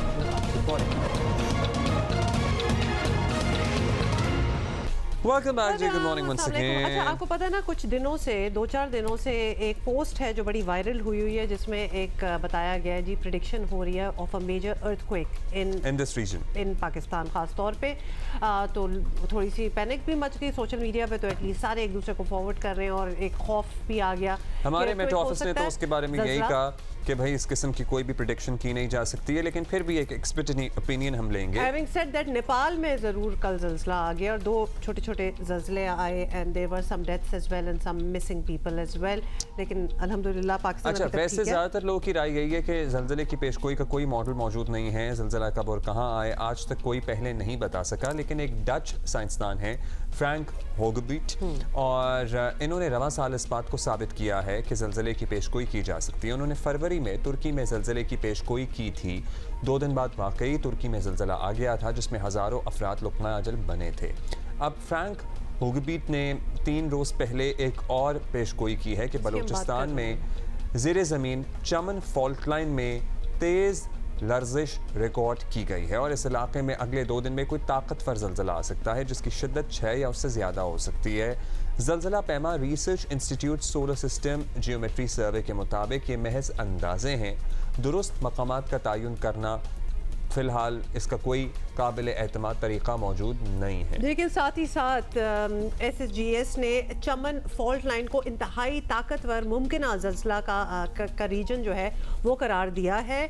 और याद रहे कि पाकिस्तान में साउथ एशिया की सबसे बड़ी फॉल्ट लाइन है, जिसे चमन फॉल्ट सिस्टम कहा जाता है, और ये 900 किलोमीटर तवील है। आपको बता दें, इसी फॉल्ट सिस्टम पर 31 में 1935 की बात हो रही है, दोपहर को कोयटा में एक हौलनाक किस्म का ज़ल्ज़ला आया था, जिसके बारे में काफ़ी जिक्र भी होता रहता है। It was quite bad and quite, कई अफराद हलाक उसमें हलाक हुए थे, जहाँ हुए थे। और इस फॉल्ट लाइन में अफगानिस्तान और पाकिस्तान के इलाके आते हैं, और इसके लिए डच साइंसदान की हालिया पेशगोई बहुत सारे लोगों के लिए फिक्र का बाइस बन रही है। कैन आई रिमाइंड यू, जो 2005 में आया था ज़ल्ज़ला, वो भी अक्टूबर का ही महीना था, 8 अक्टूबर का, and we are going to be you know on that day. इसी पे बात करेंगे। डॉक्टर मोनालिसा हमारे साथ मौजूद हैं। She is a PhD in earth sciences. बहुत शुक्रिया डॉक्टर साहिबा। डॉक्टर साहिबा, एक ताज़ा रिपोर्ट जो सामने आई है, जिसमें डच रिसर्चर, पहली PhD है, फर्स्ट PhD इन अर्थ साइंसेज, रिसर्चर ने पाकिस्तान में जल्द एक बड़े ज़ल्ज़ले की पेशगोई की है। लोग ज़ाहिर परेशान हैं, लेकिन क्या हमें परेशान होना चाहिए? क्या साइंस इतनी तरक्की कर चुकी है कि ज़ल्ज़ले के बारे में पहले से बताया जा सके? सबसे पहली बात तो ये है कि ये जो डच साइंटिस्ट हैं जिन्होंने ये प्रेडिक्शन या फोरकास्टिंग की है अर्थक्वेक की, इन्होंने जो टेक्निक इस्तेमाल की है वो टेक्निक बड़ी पॉपुलर और लेटेस्ट टेक्निक है, और उसकी बेसिस पे अर्थक्वेक प्रेडिक्शन में जो लोग काम कर रहे हैं वो इस टेक्निक को काफ़ी रिलायबल कंसिडर करते हैं। But at the same time अभी तक दुनिया में कोई भी ऐसा कोई भी टेक्निक नहीं हम लोग बना सके, सेस्मोलॉजिस्ट नहीं बना सके, जिसकी वजह से या जिसकी मदद से हम बिल्कुल एक्यूरेटली बता सकें कि दुनिया के किस हिस्से में किस वक्त कितने मैग्नीट्यूड का एग्जैक्ट लोकेशन के साथ अर्थक्वेक जो है वो आएगा। तो इसलिए इस फ्रेंच साइंटिस्ट, ये जो डच साइंटिस्ट है फ्रैंक हुगर बीट्स जो है, इन्होंने ये जो प्रेडिक्शन की है इसको हम साइंटिफिकली जो है साइंटिफिकली हम इसको इस तरीके से देख सकते हैं कि ये टेक्निक जो है या प्रोसीजर जो है वो एक नया प्रोसीजर है, उस पर काम करने की ज़रूरत है, रिसर्च करने की ज़रूरत है, लेकिन रिलायबिलिटी या एग्जैक्ट प्रेडिक्शन की जब हम डेफिनेशन पे आते हैं तो उसके ऊपर अभी तक कोई टेक्निक इस डेफिनेशन पे पूरी नहीं उतर सकी। तो मेरा अपना ख्याल है एज अ सेस्मोलॉजिस्ट, मैं इस पर बिलीव करती हूँ कि इसके ऊपर जो है वो बहुत ज़्यादा हमें जो है वो ध्यान नहीं देना चाहिए। तो पाकिस्तान पूरे का पूरा ही जो है वो एक्टिव फॉल्ट जोन्स में जो सिचुएटेड है, ना सिर्फ बलूचिस्तान बल्कि नॉर्दर्न पार्ट ऑफ पाकिस्तान, वहाँ पे भी बहुत ही हाई मैग्नीट्यूड के अर्थक्वेक आते रहे हैं। अच्छा ठीक है, तो आप ये कह रही हैं कि अभी इस तरह ये प्रेडिक्शन नहीं हो सकती, ठीक है फाइन, हम मान गए, लेकिन फिर भी बिल्कुल, लेकिन सॉलिड कोई मैकेनिज्म अभी तक नहीं बना। सो वी आर ऑब्वियसली आपकी बात से थोड़ी सी हमें तसल्ली तो हो रही है। हाउएवर पाकिस्तान में बड़े ज़लज़ले आ चुके हैं, इसलिए लोगों को ये चीज़ याद भी है, और हमारा एक बड़ा इलाका जो है एक फॉल्ट लाइन पर ही है, आपने भी उसका जिक्र किया है। तो क्या इससे ये समझा जाए कि पाकिस्तानियों को हर वक्त क्या किसी बड़े ज़लज़ले का ख़तरा रहता है? एग्जैक्टली ये आपने बात सही कही है कि पाकिस्तान का सिर्फ एक कोई एरिया नहीं बल्कि पूरे का पूरा पाकिस्तान ही एक्टिव फॉल्ट जोन्स के ऊपर लोकेटेड है, और उसकी वजह यही है कि 3 बड़ी प्लेट्स जो हैं उनके इंटरेक्शन पे, जो इंडियन, यूरेशियन और अरेबियन प्लेट्स हैं, इनके इंटरेक्शन पे है। और जहाँ तक बलूचिस्तान की बात हो रही है, जिसपे अभी लेटेस्ट जो डच साइंटिस्ट ने जो पेशिंगोई की है, जो प्रेडिक्शन की है, उन्होंने बलूचिस्तान के एरिए को जो है वो उसके बारे में बात की है। बलूचिस्तान में ऑलरेडी 1935 में कोयटा के मकाम पे अर्थक्वेक आ चुका है, जिससे काफ़ी डिस्ट्रक्शन भी हुई थी और कोयटा का पूरा शहर तबाह हो गया था। बट हम इस पे यही कमेंट कर सकते हैं कि टेक्निक्स जो हैं वो बेशुमार हैं, जो कि अर्थक्वेक प्रेडिक्शन में लोग काम कर रहे हैं, इसमें स्पेशलाइजेशन भी मौजूद है, बट एक्यूरेटली इसको प्रेडिक्ट करना जो है वो अभी तक पॉसिबल नहीं है। अच्छा डॉक्टर साहब, सेस्मिक एक्टिविटीज़, ज़लज़ले वगैरह अगर एक रूटीन, एक नेचर है, कुदरत है, अगर इसे मान लें तो इससे बचने के लिए क्या तैयारी कर सकते हैं ज़िंदगियों में, तामीरात में, कोई रज़ाकाराना प्रोग्राम्स में, हिफाजती इक़दामात में लानी चाहिए? हाँ जी, क्योंकि अर्थक्वेक का जो बहुत ज़्यादा रिलेशन है वो कंस्ट्रक्शन के साथ है, कि किस टाइप की कंस्ट्रक्शन जो है वो बनाई जा रही है और किस तरह की कंस्ट्रक्शन जो है वो ऑलरेडी एग्जिस्ट कर रही है। कंस्ट्रक्शन से लिंक इसका इस तरह से बनता है क्योंकि ह्यूमन लाइव्स बहुत ज़्यादा हाईली डिपेंडेंट होती हैं कि किस तरह की कंस्ट्रक्शन या किस तरह के मटेरियल के अंडर जो है वो किस तरह की मटेरियल से बनी हुई इमारत या बिल्डिंग में या जो इंफ्रास्ट्रक्चर है उसमें वो रह रहे हैं। अब इसमें जो डायरेक्टली लिंक बनता है अर्थक्वेक का, वो डैमेज और डिस्ट्रक्शन और लॉस ऑफ लाइफ से बनता है। ये तीनों चीज़ें एक दूसरे से लिंक हैं। जितना अर्थक्वेक जो है वो हाई मैग्नीट्यूड का होगा और वेल पॉपुलेटेड एरिया में होगा जहाँ पे कंस्ट्रक्शन बहुत ज़्यादा हुई हुई है और वहाँ पे लोग रह रहे हैं, तो वहाँ पे डिस्ट्रक्शन के चांसेस भी ज़्यादा हैं। तो प्रिकॉशन हमें ये लेनी चाहिए कि जो पॉलिसी मेकर्स हैं या जो गवर्नमेंट से रिलेटेड लोग हैं उनको इस चीज़ की प्रिकॉशंस पाकिस्तान जैसे मुल्क में जिसमें अर्थक्वेक बहुत फ्रिक्वेंटली आते हैं वहाँ पे इस चीज़ पे जोर देना चाहिए कि कंस्ट्रक्शन जो है वो बेहतर होनी चाहिए, और इसी से ही हम ज़लज़ले की या अर्थक्वेक से जो नुकसानात होते हैं उनसे हम जो है उसको कम कर सकते हैं या मिनिमाइज कर सकते हैं। बहुत शुक्रिया आपका डॉक्टर बहुत शुक्रिया। अच्छा, आपकी बात से हमें ये समझ आई कि as such forecast prediction type नहीं हो सकती क्योंकि ऐसा कोई सॉलिड मैकेनिज्म है नहीं है, लेकिन हमारा मुल्क फॉल्ट लाइंस पे है। सो हमारी अगर कंस्ट्रक्शन और इस किस्म की चीज़ों में दुनिया में हमने देखा है तब्दीलियाँ आते हुए। अगर जापान देखें तो वो सारा एक्चुअली जापान ही एक दिमाग में एक मिसाल आती है क्योंकि वो भी पूरा फॉल्ट लाइन पे है और उन्होंने तो अपनी फ्लेक्सिबल बिल्डिंग्स जो स्विंग करती हैं, स्वे करती हैं थोड़ा सा रेजिस्टेंस लेने के लिए अर्थक्वेक अगर आ भी जाए तो उन्होंने पूरा अपना निज़ाम ही बदल दिया। फिर ये कॉन्सेप्ट ऑफ मिनिमलिज्म या फिर Japan D style of interior design जिसे कहते हैं, ये सारा जापान से ही आया है जिसमें कम सामान होता है ताकि नुकसान कम से कम हो। बैम्बू का बहुत ज़्यादा इस्तेमाल, हल्की छतें, हल्की दीवारें, वो मटेरियल यूज़ किया जाता है जो कि ज़रा अर्थक्वेक रेजिस्टेंट टाइप। मतलब सुबह ही मैं एक वीडियो देख रहा था जिसमें एक कुर्सी थी, जापान की ही वो कुर्सी बनाई गई थी, जो अगर ज़लज़ला आ रहा हो तो कुर्सी डिसमेंटल हो जाती है और कुर्सी का जो बैक पार्ट है ना वो आपको हेलमेट की तरह कन्वर्ट हो जाता है। So you fold it and then it becomes your helmet and you are secure. वैसे that is for old people, वो आजकल वायरल भी हुई है, एक बड़ी अच्छी चीज़ है। But it is an earthquake chair, उसे यही कह रहे हैं। अच्छा, और फिर एक जैकेट भी आपको पता है ना, वही वाली जो कि आप पहन के ओल्ड पीपल्स के लिए वो आप पहने और अगर कोई फॉल हो जाए जो अक्सर गिर जाते हैं तो फिर वो फूल जाती है और एकदम वो एक बबल सा बन जाता है आपके लिए। एनीवे बहुत सी चीज़ें और हम तो एग्जाम्पल देख चुके हैं कि हमारी कंस्ट्रक्शंस पे जब ज़लज़ले आए तो फिर वहाँ हुआ क्या। आपको याद है हमारे भी ज़माने में नहीं होता था, हमारे बड़े कज़नों के ज़माने में एनसीसी या पता नहीं एमसीसी इस तरह के जो वॉलंटियर प्रोग्राम्स होते हैं ना वो होते थे जिनके 20 नंबर होते थे बाकायदा एफएससी वगैरह में, जिसमें उनको ड्रिल्स कराई जाती थी, फर्स्ट एड की तरबियत होती थी। एनसीसी बाय द वे वो कोई और था और ये किसी और चीज की बात। उसमें रज़ाकाराना चीजें भी बहुत सारी शामिल, स्काउट्स के प्रोग्राम भी होते थे, स्काउटिंग के सिलसिले में बच्चों को तरबियत। मेरा ख्याल है कि कोई ना कोई मार्क्स के साथ इंसेंटिव जोड़ के एक ऐसा ट्रेनिंग प्रोग्राम डिजाइन कर लें जिसमें बच्चों को रज़ाकार बनने की तरबियत दी जाए। हाँ, और बिल्कुल, और वो नॉलेज भी हो ना साथ कि अगर हम कुछ करें ऐसी आफत में तो क्या कर सकते हैं, उनको पता हो। एनीवे एशियन गेम्स भी हो रहे हैं बाय द वे, हम रोज ही इत्तेफाक की बात है कि मैं whenever I am working out को लगे होते हैं सामने और बस वो एक खुशी का लम्हा था आज हमने स्क्वॉश में हराया था भारत को और उसके बाद से नहीं।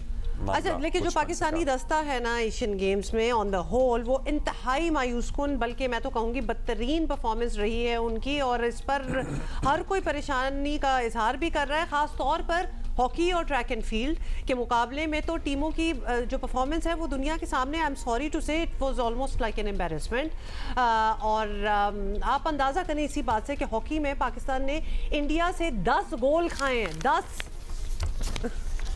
मतलब we used to be something in hockey और something क्या, अब तो हम something के बाद nothing भी नहीं रहे। तो ये हालात है हमारे। स्कॉश ही है जिसने हमें थोड़ा सा बचा लिया। मेंस टीम स्कॉश के फाइनल तक पहुंची जहां इसका मुकाबला भारतीय टीम से ही हुआ। नासिर इकबाल ने पाकिस्तान के लिए पहला मैच जीत लिया लेकिन गोल्ड मेडल मुकाबला भारत के हक में रहा। अल्टीमेटली यूँ पाकिस्तान के हिस्से सिल्वर मेडल आया और इस तरह हम कह सकते हैं कि पाकिस्तान मुस्तकबिल में शायद एक बार फिर अपना स्कॉश में खोया हुआ मकाम तो हासिल कर लेगा। वैसे हम खोया हुआ मकाम स्कॉश में ढूंढ रहे हैं, बाकी अदरवाइज तो हर खेल जवाल की दास्तान सुना रहा है। जावलिन में अरशद की इंजरी हो गई है, सुबह भी हमारा उन्होंने अच्छा किया, बहुत अच्छी बात है, आगे ओलंपिक्स पे नजर रखनी चाहिए। ही सेड कि आई डोंट वांट कि मेरे चांसेस इन ओलंपिक्स जो पेरिस में होंगे अगले साल वो कुछ खराब हो, तो अच्छा किया कि वो उस चीज में से निकल आए। Squash player and silver medallist Asim Khan हमारे साथ हैं। आसिम, सुन ही लिया होगा कि अभी हम बातें कर रहे थे, बहुत ही बुरे हालात हैं हमारे, लेकिन आपने बहुत अच्छा किया, आपको मुबारक हो। So you have done so well for yourself, for your coach, for your team and for the country. ये बताइए कि इतनी सारी हारों में जीतना कैसा लगा? हाँ, और स्कॉश का फ्यूचर भी, मतलब आपकी इतनी अच्छी परफॉर्मेंस थी तो हमें लग रहा है कि there is a silver lining there. देखिए, काफी अच्छा लगा। मैं पहले आपको बता दूं कि ये जो हमारा गोल बिल्कुल पक्का था फाइनल के दिन। हाँ, आपको पता होगा हम सिर्फ 1 पॉइंट से हारे हैं, तो ये आप कह ले कि हमारी बदकिस्मती थी या आप ये कह ले कि थोड़ा जो प्रेशर था वो कंट्रोल नहीं कर पाए। नूर जमान जैसे कि हमारा जूनियर प्लेयर है, काफी अच्छा प्लेयर है, यहाँ पे 10-8 पे आके हम थोड़ा कुछ ज्यादा एक्साइट हो गए थे, एक्साइटमेंट आ गई थी, क्योंकि आपको पता है हमारे लिए बहुत बड़ा टाइटल था और गोल्ड मेडल पाकिस्तान के लिए जीतना हमारे लिए बहुत बड़ी चीज थी, और स्पेशली जूनियर टीम के साथ। तो बस आप ये कह लें कि हार्ड लक हमारे लिए, और इंशाल्लाह ताला नेक्स्ट टाइम हम जरूर इसमें जो है ना गोल्ड मेडल लेकर आएंगे। लेकिन आपने आइडेंटिफाई कर लिया आसिम के कहाँ कमियां हैं हमारे यहाँ, बिकॉज टैलेंट बहुत ज़्यादा है ऑब्वियसली, उसको तराशने की जिसको कहते हैं ना, यू नीड टू होन दैट टैलेंट। बाकी मुल्कों से मुकाबला हुआ, कहाँ हम लैकिंग हैं?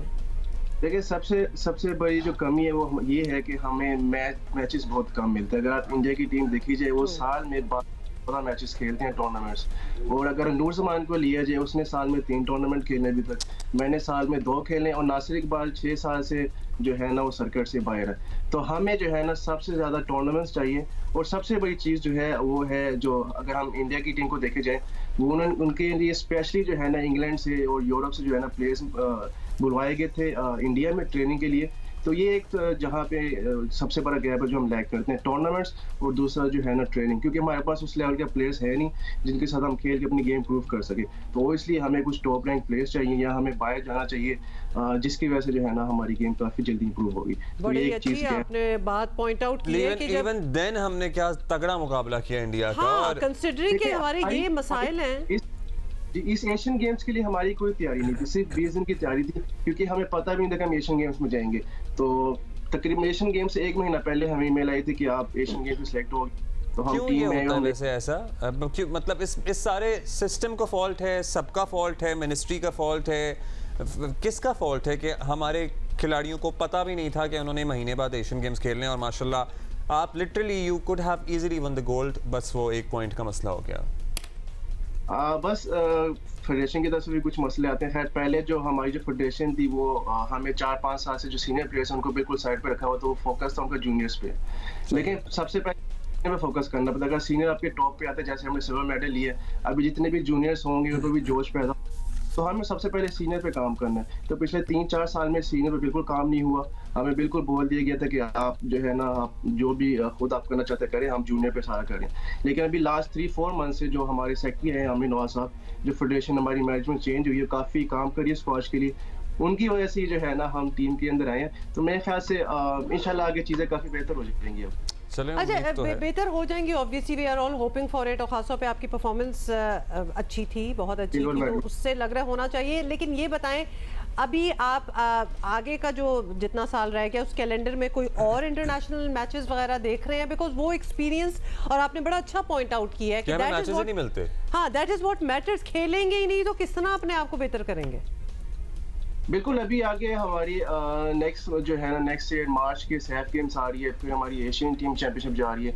तो बात वही है, अगर हम अभी से अपनी तैयारियां स्टार्ट करेंगे तो हम उसमें जाके अच्छा परफॉर्म करेंगे। हमें ज़्यादा से ज़्यादा टूर्नामेंट्स चाहिए, और अगर सिर्फ हम 1 महीना किसी टॉप प्लेयर के साथ जाकर ट्रेनिंग करें या मैचेस खेलें, तो आप देखें कि हम कितना इजीली हम मेडल्स ले सकते हैं। हमने बगैर किसी तैयारी के अगर हमने सिल्वर मेडल लिया और गोल्ड के बिल्कुल 1 पॉइंट दूर थे, तो आप सोचिए अगर हमें वो सारी चीजें प्रोवाइड की जाए जो इंटरनेशनल प्लेयर्स को मिलती हैं, तो हम क्या कुछ नहीं कर सकते। वो जो जमाना जहांगीर खान, जानशेर खान वाला, वो जमाना मतलब दूर नहीं है मेरा ख्याल है, squash as far as squash is concerned. उस वक्त पीआईए का सबसे बड़ा स्पॉन्सर था, ठीक है, टिकट्स प्लेयर्स की जेब में पड़ी होती है हर वक्त, साल में वो 14 टूर्नामेंट्स खेलते, तो आप मुझे बताइए कि वो कैसे नहीं रिजल्ट है। अब तो पीआईए को खुद स्पॉन्सर की जरूरत है। अब तो देखिए खुद ना हाल पूछे, उनको तो हमारी मदद चाहिए।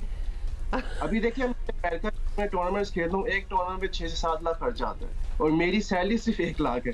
बताना नहीं चाहिए, लेकिन आपको बता रही हूँ, मेरी सैलरी सिर्फ 1 लाख है, और टिकट जो टूर्नामेंट खर्चा वो 6 से 7 लाख है। नहीं तो टूर्नामेंट का खर्चा आपने क्यों उठाना है? ये तो फेडरेशन ने उठाना है ना। देखिए वो फेडरेशन में आपको बताया कि कल जो पिछले 4-5 साल से हमारे पे फोकस है सीनियर पे, तो अभी जो फेडरेशन आई है उन्होंने तो हमसे वादा किया इंशाल्लाह आगे मुझे सपोर्ट करेंगे।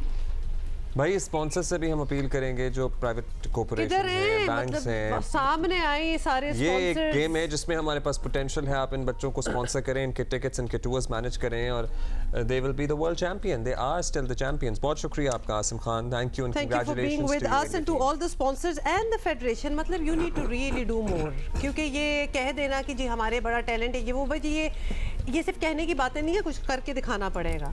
एंड स्पॉन्सर्स वो कंपनियां, वो ऑर्गेनाइजेशंस जो एक सॉफ्ट इमेज या whatever you want to call it Pakistan का दिखाना चाहती हैं, well put your money where your words are, भेजें, लोगों को बाहर टैलेंट भरा हुआ है। ब्रेक के बाद हाजिर हूं।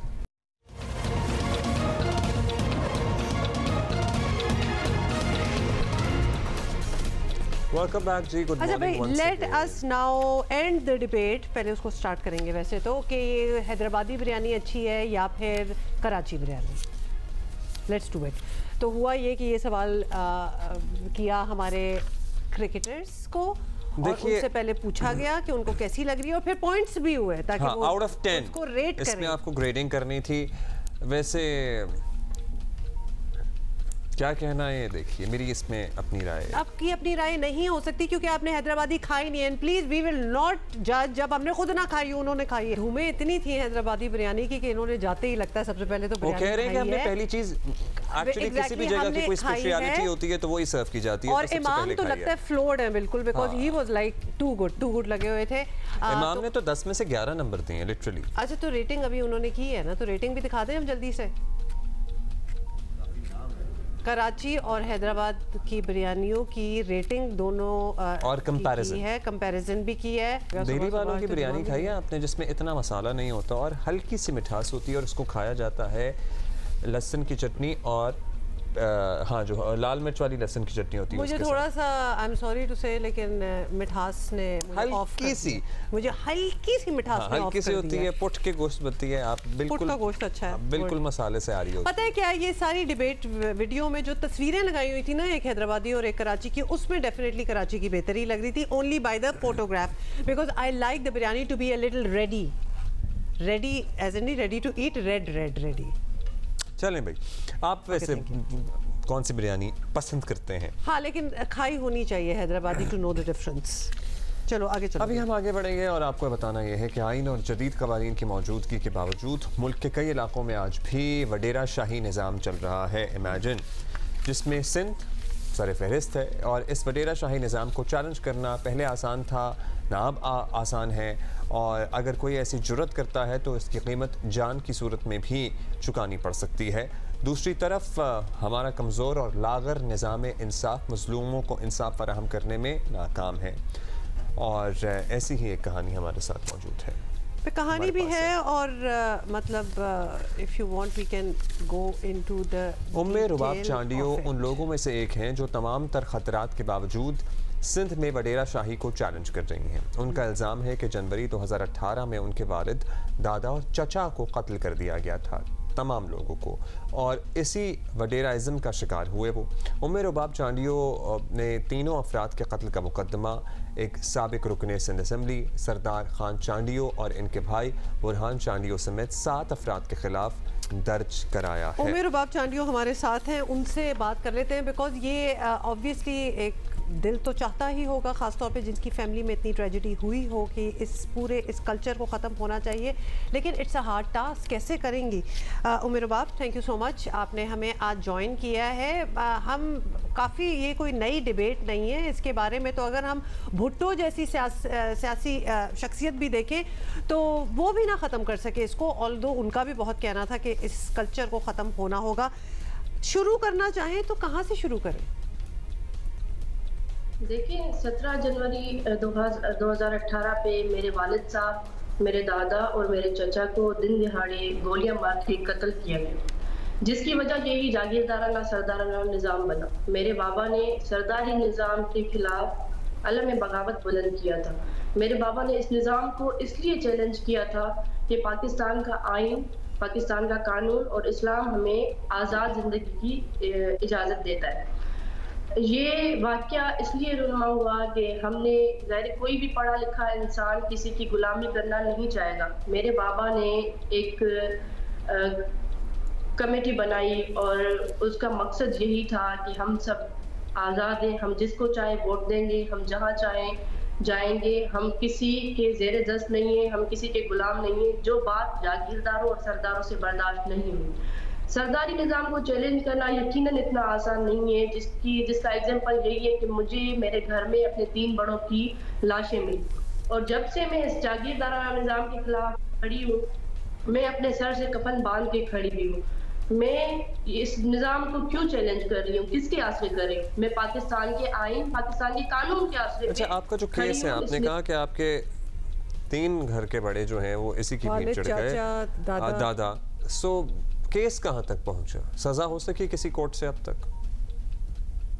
देखिए, यही एक बड़ा सवाल या निशान है हमारे जुडिशल सिस्टम पे कि एक बेटी 6 सालों से मारी मारी फिर रही है कि मुझे और कुछ नहीं चाहिए, मैं कुछ और नहीं मांगती, सिर्फ एक ही डिमांड है कि मुझे इंसाफ मिले, पर आज तक वो भी नहीं मिल पाया। हालांकि मैं अदालतों पे यकीन रखती हूँ और इसी यकीन के साथ इस जागीरदाराना निज़ाम के खिलाफ खड़ी हूँ। अदालतों पे एक ये बड़ा क्वेश्चन मार्क थे कि आज तक मुझे इंसाफ नहीं मिल पाया। अभी हमारा केस 6 सालों में एविडेंस चलना स्टार्ट हुए और हालांकि मेरे जो केस में विटनेसेस है उनको थ्रेट किया जा रहा है, मेरी अपनी जान को खतरा है। इन सरदारों ने काफी मरतबा कोशिश की। एक मरतबा मैं कोर्ट से हेयरिंग से वापस आ रही थी, इन्होंने मेरी गाड़ी को टक्कर मारने की कोशिश की, जबकि मैं मौजूदा तौर पे हूँ। पर मैं ये सवाल जरूर पूछना कि इस केस का फैसला कब आएगा, क्योंकि मैं यकीन तो अदालतों पे रख रही हूँ, मैं इस निज़ाम पे यकीन रख के बैठी हूँ। हालांकि देखती हूँ कि मुझे यहाँ पे मायूसी के अलावा कुछ नहीं मिला, पर फिर भी मेरे घर में 3 जो बड़ों का कत्ल हुआ है, जो बेगुनाह खून बहा है, उसका हिसाब मुझे कौन देगा। मैं आपके चैनल के तसलसल से चीफ जस्टिस ऑफ पाकिस्तान से गुजारिश करती हूँ कि सर, ये पाकिस्तान का वाहिद केस है जिसमें 2 मरतबा सो मोटो एक्शन हुआ है, जिसमें बार बार अपेक्स कोर्ट्स जो है उनकी तरफ से डायरेक्शंस दिए गए हैं कि इस केस को 2 महीने में चलाया जाए, 3 महीने में चलाया जाए। उसके बावजूद भी 6 साल गुजर गए हैं और मेरे केस में कोई फैसला नहीं आ पाया। हालांकि ट्रायल कोर्ट से फैसला नहीं आ पाया, तो आप सोचिए मेरा बचपन इस केस को परसू करते हुए गुजर गया, अब मेरी जवानी इस केस को परसू करते हुए गुजर रही है, पर मैं अपनी उम्र में शायद इंसाफ होते हुए नहीं देख पा रही, क्योंकि इतना अगर डिले होगा। और यही वजह है कि पाकिस्तान में सरदार जागीरदार खुद को कानून से बालातर समझ रहे हैं। हालांकि अगर मैं बात करूं, आपकी ये बात सुन के लग रहा है कि शायद यही वजह है कि ये केस डिले हो रहा है, क्योंकि ये इतना स्ट्रॉन्ग होल्ड है, ये जागीरदारी और ये जो कल्चर है हमारे यहाँ, ऑलमोस्ट इनको अनटचेबल समझा जाता है कि इन केसेस को या इस एवेन्यू को तो हम हाथ नहीं लगा सकते, क्योंकि इसको बदलने बैठे तो बात कहाँ तक जाएगी। But you are very right कि यही वो केसेस हैं, और अगर हम कोई चेंज चाहते हैं अपने माशरे में, अपने कल्चर में, अपने फ्यूचर में, फ्यूचर जनरेशन्स में, तो यही वो चीज़ें हैं शायद जिन पे सुओ मोटो भी लेना चाहिए हमारे जजेस को। अच्छा, अब ये बताइए कि आप एक तो एक केस परसू कर रही हैं। जी उमेर बाप, मैंने खुद लॉ किया हुआ है। जहाँ तक मैंने कानून पढ़ा है तो ये जागीरदार सरदार कोई भी कानून से बालातर नहीं है। दूसरी बात ये है कि आप देखें, सिंध हाई कोर्ट की जानिब से जो झिरगे होते हैं, फैसले होते हैं जागीरदारों की जानिब से, उन पे पाबंदी लगाई गई है। उसके बावजूद 2 दिन पहले यहाँ पे 46 कत्ल हुए हैं, वक्त बवक्त उनका फैसला किया गया है, सरदारों की तरफ से झिरगा किया गया है। तो ये मैं सवाल पूछती हूँ कि क्या ये सरदार वाकई कानून से बालातर है, क्या इनसे कोई पूछने वाला नहीं है? क्योंकि हम जो मजलूम है उनके पास सिवाय अदलिया के और खुदा की जात की कोई और रास्ता नहीं है कि हम कहीं जाकर फरियाद करें। हम खुदा के सामने और अदालतों के सामने अपनी फरियाद रख रहे हैं कि हमें इंसाफ दिया जाए अपने बड़ों के लिए। और दूसरी बात यह कि अगर देखा जाए, सिंध में लोग जागीरदाराना और सरदाराना निज़ाम को चैलेंज करके खड़े हुए, आज अगर कोई ठेला भी चला रहा है तो वो भी सरदारी निज़ाम नामंजूर का नारा लगा रहा है। सिंध के लोगों ने तो पैरों के तले रखा हुआ है इस जागीरदाराना निज़ाम को। इस निज़ाम को मैंने देखा है जब से मेरे वालिद साहब ने अलम बगावत बुलंद किया था, और जब मैं खड़ी हूँ तो सिंध के लोग मेरे साथ खड़े हैं, सिर्फ इसी वजह से कि अगर एक बेटी इस निज़ाम को चैलेंज कर सकती है तो अच्छा, अब मुझे बताइए, आवाम तो खड़े हैं, जो बड़े लोग हैं, जो हमारे सियासतदान हैं, जिनकी आवाज़ सुनी जाती है, ज़रा ज़्यादा लोग तवज्जो देते हैं, क्या उन लोगों में से भी किसी से आपसे रब्ता किया कि भाई हम आपकी इस कोशिश में आपका साथ देंगे, आप बात ठीक कर रहे हो बेटा, इसको इस तरह से चैनलाइज करो, ये इस तरीका है आगे बढ़ने का, या आप अपने तय ही कोशिश कर रही हैं? मतलब आपके साथ कौन कौन है? मेरे साथ मेरी फैमिली खड़ी है और सिंध के लोग अभी इस केस को अपना केस समझ रहे हैं। जाहिर है बात यह कि जो इंसाफ देना है वो अदलिया ने देना है, किसी आम आवामी अदालत में तो ये फैसला होना नहीं है। तो पूरे सिंध के लोगों की नजरें इस केस पे टिकी हुई हैं कि अब देखें कि अदालतें क्या इसमें एग्जाम्पल सेट करती हैं। एक खौफ का मकाम भी है यहाँ पे कि जागीरदारों के खिलाफ हम खड़े तो हैं, पर इसका नतीजा क्या होगा। ये बात अलग है कि मैं इन जागीरदारों सरदारों से नहीं डरती, और अभी भी मैं वाज़ेह करना चाहती हूँ कि मैं खड़ी हूँ और इंशाल्लाह आखिरी दम तक मैं लड़ूँ। पर बात ये है कि मुझे इस निज़ाम से क्या हासिल हुआ। चलिए, उम्मीद है कि इस केस का जल्द फैसला हो और इंसाफ के तमाम तकाज़े पूरे किए जाएं। वैसे उमर बाप के आप लगी हुई हैं, जबकि आपको पता है कि ये वो चीज़ें होती हैं जिससे बड़े बड़े भी मुड़ जाते हैं कि इस पे बात नहीं करनी हमने, या कुछ बदलने वाला नहीं है। लेकिन best of luck to you. अभी एक ब्रेक लेंगे, उसके बाद हाजिर होते हैं।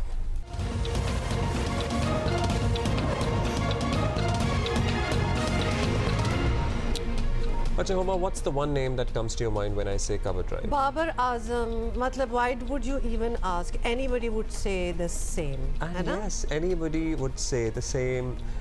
और ये हम नहीं, आप इस वीडियो में खुद ही देख लीजिए। अच्छा, ICC की ये वीडियो है। अच्छा, एक तो मैचेस तो चल ही रहे होते हैं, इतना बड़ा टूर्नामेंट है तो और भी बड़े मजे की साथ में शेनानिगन्स भी चल रहे होते हैं ना। Very nice, please win some matches and हमें और मौका दीजिए कि हम आपकी भरपूर तारीफ करना चाहते हैं और हम बेताब हैं और करते भी हैं और हम हर परफॉर्मेंस दुनिया कर रही है तारीफें। हम बाबर की इंडिविजुअल बात नहीं कर रहे, इस वक्त ओवरऑल टीम को मुखातिब करते हुए कह रहे हैं। So you know we are really rooting for you guys, so do well. एक ट्रिब्यूट हमने देना है और कुछ मौसीकी इसी बहाने शामिल हो जाएगी। याद करेंगे गुलकार, ऐसे गुलकार को जिन्हें पाकिस्तान का मोहम्मद रफ़ी एक्चुअली एक ज़माने में कहा जाता था। मसूद राना साहब की आज 28वीं बरसी है। इतना ही निखार था आज के लिए, बाकी आप यूट्यूब कर लें and we can see you tomorrow.